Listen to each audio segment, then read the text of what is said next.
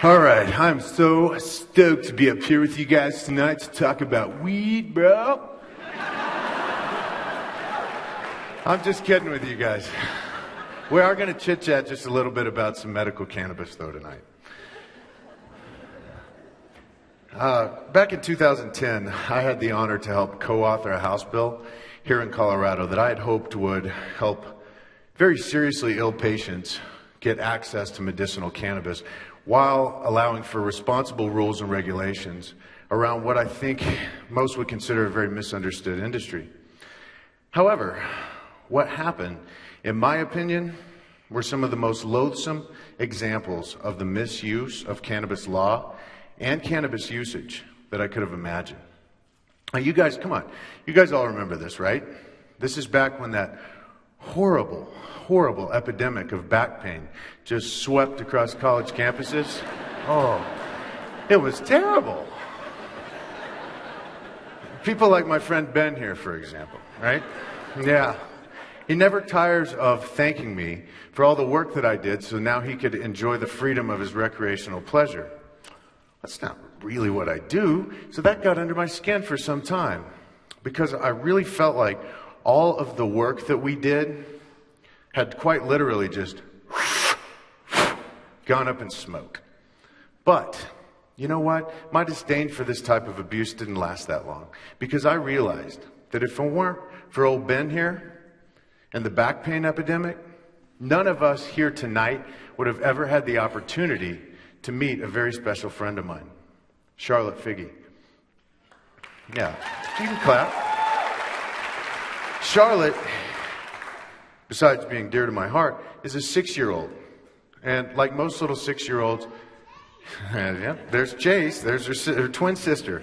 And like most 6-year-olds, Charlotte, she just loves the color pink, loves to go play in the woods with her twin sister Chase and her older brother Max. I hear you, baby. Yeah. Charlotte's an explorer, and for good reason that we're going to get into here a little bit later. She also happens to be one of the most frequent cannabis users that I know. There it is. There's the word, cannabis. Incites all kinds of different people, different things to different people. To some people, it's the devil's weed, right? Others, it's just a pseudo-medical excuse to get high. And yet others find true medicinal benefit with it. But at the end of the day, what are we talking about here? We're just talking about a plant. Okay, this is a plant that grows anywhere from 3 to 8 feet tall typically. About every 7 to 10 weeks it'll produce a flower or a bud as you know it. But that's it, just a plant. It even grows on 6 continents. But it's a plant that Charlotte Figi uses a lot of to control her grand mal seizures. And in no uncertain terms, Charlotte's life depends on this plant. You see, Charlotte was diagnosed when she was 3 months old with a very, very rare and violent form of epilepsy known as Draveta syndrome. And Charlotte will experience a very high number of what we call tonic-clonic or grand mal seizures.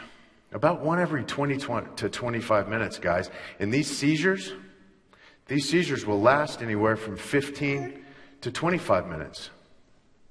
So in essence, Charlotte's life is spent in a seizure and catatonic state. Twice, Charlotte's mother, Paige, has had to bring her back to life using CPR. At any given time, Charlotte will be on 7 daily different pharmaceutical seizure medications, none of which control her seizures. When Charlotte was 5 years old, her seizures had reached their worst. And her medical team told the Figi family things like, start making preparations for her death. She's probably not going to wake up from this. And the Figis reluctantly signed a do not resuscitate order for Charlotte around this time. And she was sent home with a fitted chair, a feeding tube in her belly as she'd lost all of her life skills. And the family to say their goodbyes. Now, didn't look good for Charlotte. Didn't seem like she'd pull through. But remember, thanks to my old friend Ben and that back pain epidemic, wasn't the end for Charlotte. And the Figis weren't about to give up hope. And they set out on a journey to find, of all people, my family. Well, I come from a very, very large family, okay? I'm the oldest of 11 kids. And nope, we're not Mormon. We're not Catholic. Nope. Apparently, we're just incredibly fertile. Yeah. And me and my 5 younger brothers, amazing brothers, Joel, Jesse, Jonathan, Jordan, and Jared, and our honorary brother, Dr. Sanjay Gupta, we set out on a mission, a very unique mission, to breed a special strain of cannabis plant, one that was essentially free of the psychoactive compound that you all know as tetrahydrocannabinol, or THC, right? And one that was very, very high in the little-known non-psychoactive compound called CBD, or cannabidiol. Well, we succeeded in this effort in January of 2012. And this is right around the time that the Figgies were signing their Do Not Resuscitate order. And as luck would have it, Paige Figi found us in February of 2012. Now, my brothers and I have been reading a lot of studies, a lot of research that have been coming out of Israel from the 80s, 90s, and up to today on this research. Although, strangely enough, it seems like America knew about this 65 years ago. But that's a talk for another day. My brothers and I thought that this little-known compound might just be the missing link to provide some validity in the realm of cannabis research. And as it turns out, we were correct. Now, the plant that we had created, while it may have immense medical benefits, completely non-psychoactive, okay? Completely useless to Ben. So we named the plant the hippie's disappointment. Yeah. And while it didn't prove useful to Ben, it proved incredibly useful to little Charlotte. And so when Paige called us that February, told us of Charlotte's condition, we were ready to jump in. We were ready to help. In fact, we couldn't wait until Paige dropped the bomb on us. Charlotte was 5 years old. And think about it for a minute. We're going to give a 5-year-old cannabis? Literally, visions of this were popping in my head. But we got over this pretty quickly, and we began to extract and formulate in ratio a non-psychoactive, lab-tested pediatric tincture for Charlotte. And I'm happy to tell you that within the first administration, Charlotte went from having a seizure every 20 to 25 minutes, that's 400 a week, guys, down to 0 to 1 per week.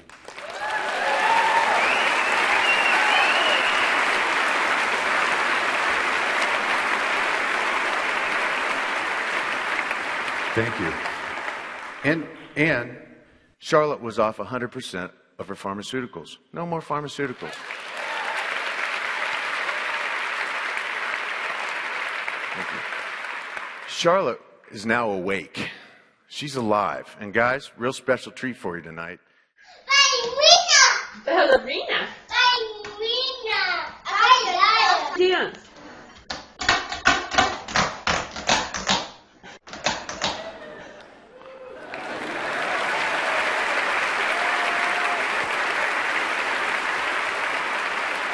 Isn't she amazing? And so we changed the name of the plant from the hippie's disappointment, and now the name is affectionately called Charlotte's Web, in honor of Charlotte. And it always will be Charlotte's Web. Now, Charlotte's not an isolated incident here. We currently treat over 40 pediatric patients here in Colorado with the same, similar, and believe it or not, even better results than what Charlotte experiences. And currently there are over 200 families coming from all over the world to Colorado to take part in our treatment program.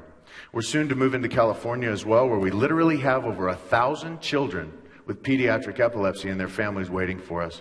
And we'll be moving to other states as soon as laws will allow us. And we have a very special young man here in the audience tonight. Where are you at, buddy? Zakai Jackson? There's my man. Buddy. There's Zakai. What's up, Bubba? Right here. Hey, man, give me 5. Zakai Jackson, our number 2 patient, right after Charlotte. Great friend of ours. Zakai, unfortunately, he suffers from a syndrome known as Doza syndrome. And before this treatment, Zakai was experiencing over 200 seizures a day. Okay? I'm happy to tell you guys now, on October 4th, in 2 weeks, we're all going to get together to celebrate Zakai's 1-year seizure-free anniversary.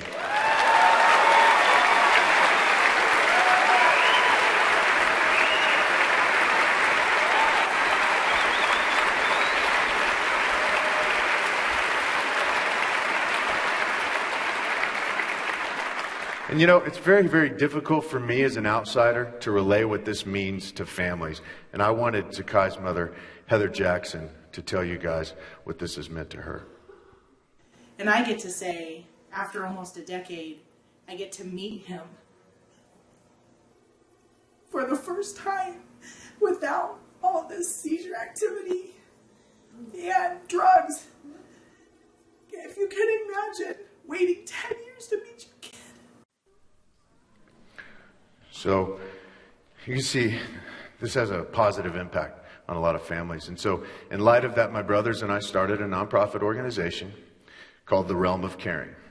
And the Realm helps to provide support, resources, education, physician-backed medical studies, as well as safe and affordable access to our treatment program. And currently the Realm is in the middle of setting up study protocols with some of the country's top epileptologists in order to start getting down to the bottom of the science, even further as to why this plant is working so well for these children. So, why is this plant working so well? Well, cannabidiol has the highest anti-inflammatory and neuroprotectant properties found in nature.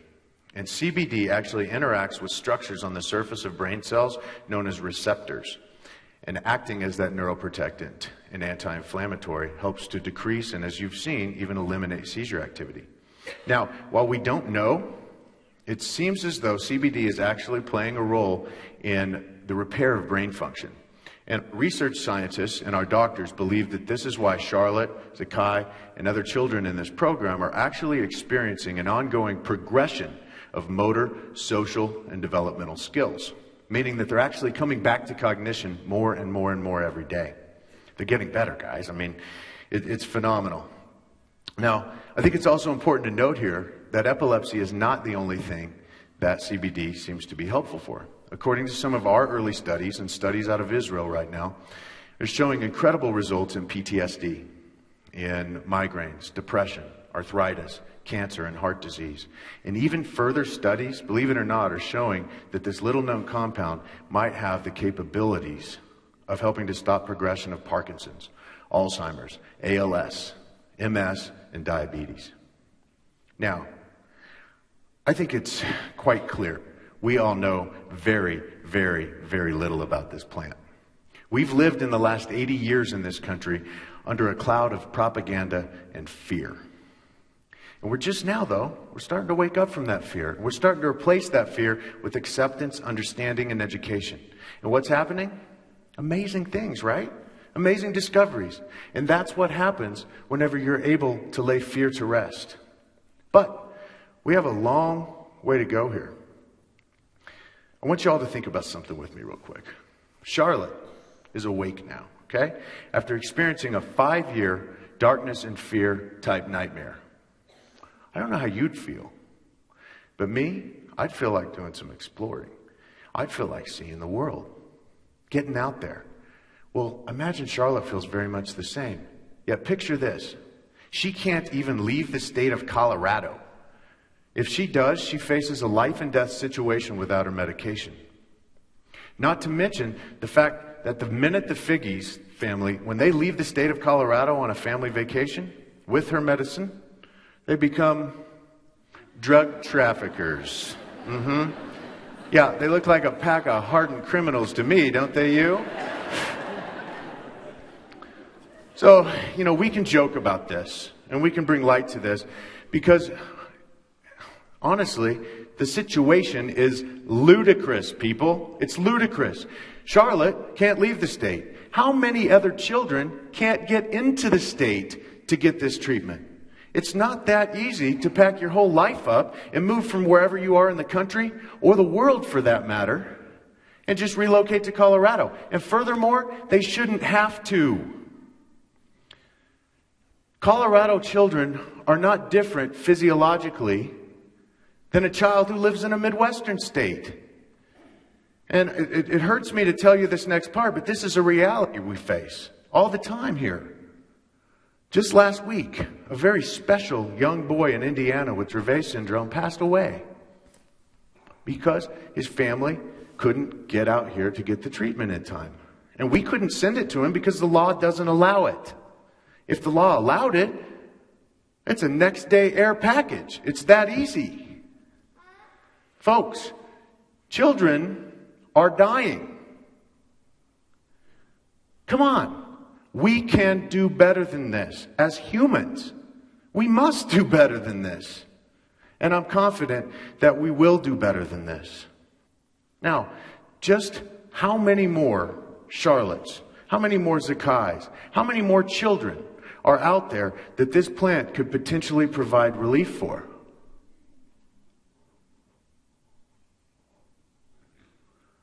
This begs us to ask the question, are we willing to change our national view on medicinal cannabis and trade to save 1,000 more lives? How about just one more life? Well, guys, I have a very special friend here tonight who strongly believes this to be the case. And if y'all don't mind, I would love to introduce you to one of the most courageous little girls I've ever met in my life. Please welcome and meet Charlotte Figi and her parents, Matt and Paige.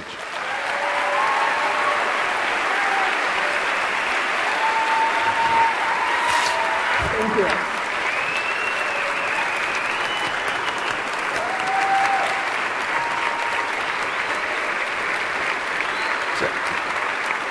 Can you say hi to everybody?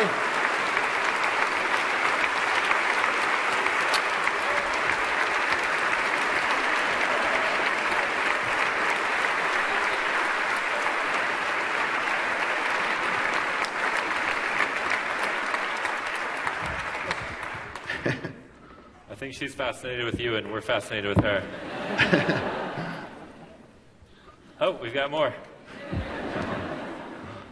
Thank you so much, Josh. I mean, that concludes our talk, but I wanted to ask a little bit more maybe from the parents. I mean,